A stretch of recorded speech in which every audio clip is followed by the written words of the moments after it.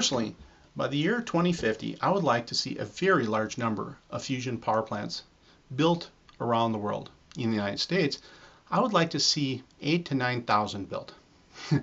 That is a very large number. It requires some explanation. Combined, these fusion power plants will have about 1,200 gigawatts of capacity. That is also a very large number. It will also require some explanation. First, how big is 1,200 gigawatts of capacity? Many people have heard about China's giant dam and hydroelectric plant called the Three Gorges Dam. This $26 billion station is the largest dam and power station ever built and produces 22.5 gigawatts of capacity. My goal of 1,200 gigawatts of fusion capacity by 2050, just for the United States, is equivalent to roughly 53 of these gigantic dams. When I start talking about fusion power plants, people become very interested in estimates. Everybody wants estimates. However, energy estimates are difficult.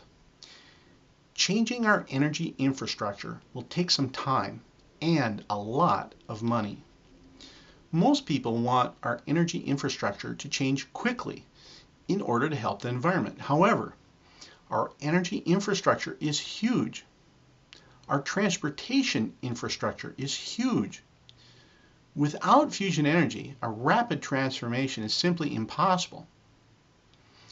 By itself, fusion is not the answer. If fusion is feasible but not profitable, then nobody would build fusion power plants. The key to rapid transformation is profit. In order to speed up the transformation of our energy and transportation infrastructure, profits will be needed. Greater profits will lead to faster change.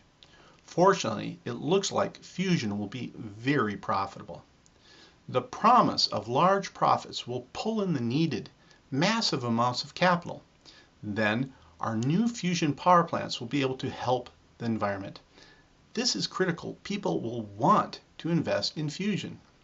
These fusion power plants come in different classes, different megawatt ranges. Initially, most of them will be built in the United States. Again, I want to build 8,000 to 9,000 fusion power plants just in the United States.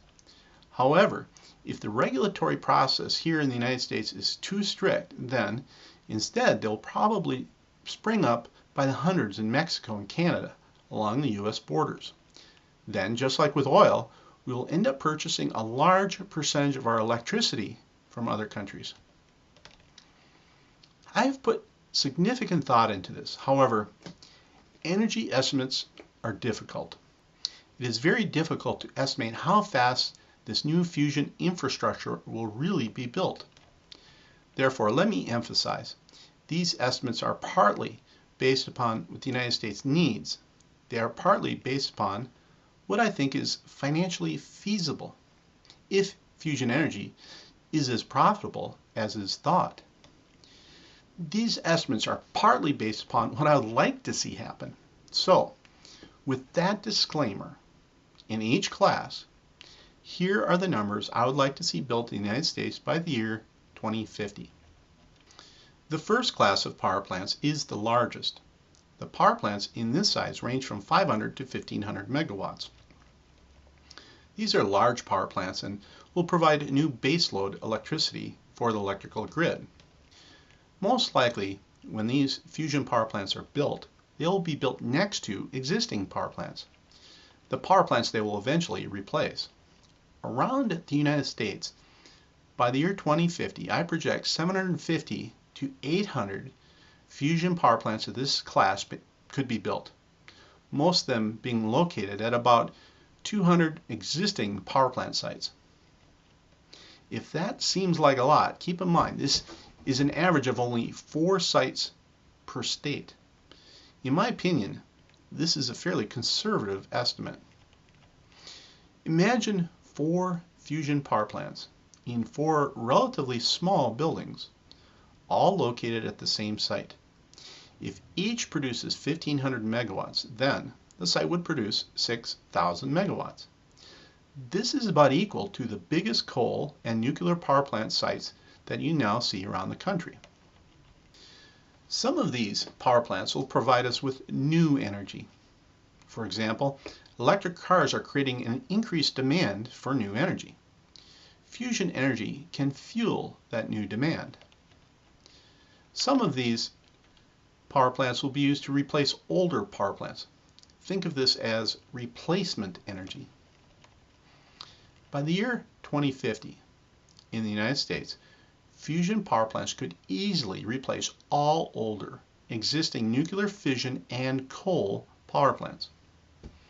Over time, the older power plants will become too old. In some cases, for safety reasons, the older plants might not have their operating licenses renewed. At some point, it will become obvious that the old power plant should be decommissioned and replaced.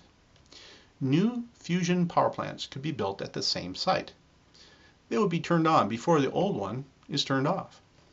The second class of power plants would be used to create baseload electricity in rural areas. This class ranges in size from about 150 to 350 megawatts. Power plants of this size could also be used to power large factories and steel mills. I project by the year 2050 in the United States we could easily build 800 to 850 power plants of this size. It is likely these power plants would be built next to existing power plants. Plants like coal power plants, hydroelectric dams, and natural gas power plants. Over time, most of these older power plants would be decommissioned because of the advantages of fusion. The third class of fusion power plant is interesting.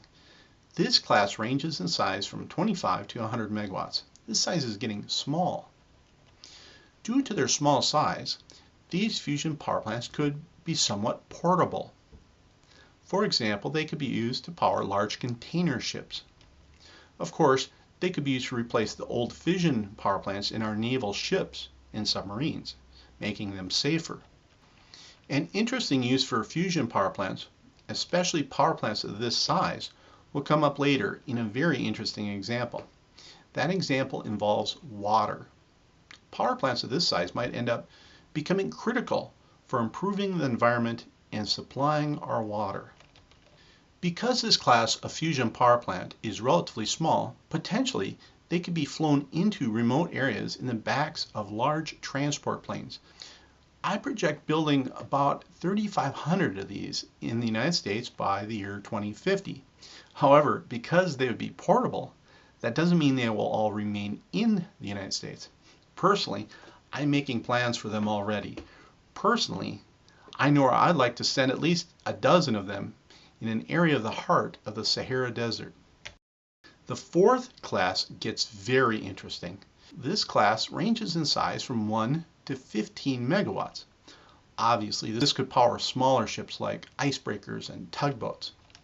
Fusion power plants that range in size from 1 to 15 megawatts would just be perfect for powering trains.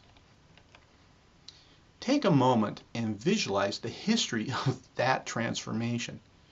Remember how an engineer once shoveled coal into a firebox? Now we'll be using a high-tech squirt gun that is essentially squirting a type of heavy water into the core of a fusion power plant. This class of fusion power plant could also power large construction equipment, like the huge dump trucks that haul iron ore in the great open pit mines up here in Minnesota's Iron Range. Imagine that, giant fusion powered dump trucks.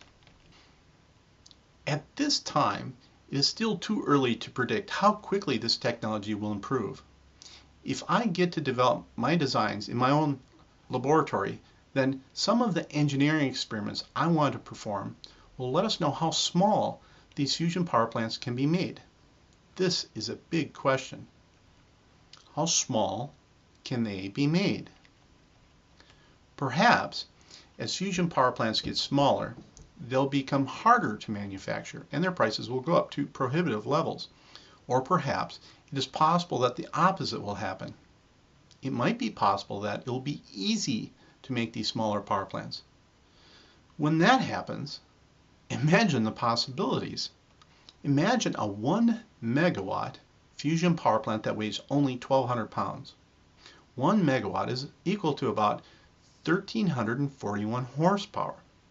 In comparison, nowadays, big diesel engines that power the tractor unit of an 18-wheel truck are usually about 500 horsepower. Imagine what that implies. If fusion power plants can be built this small, then they could easily power 18-wheelers.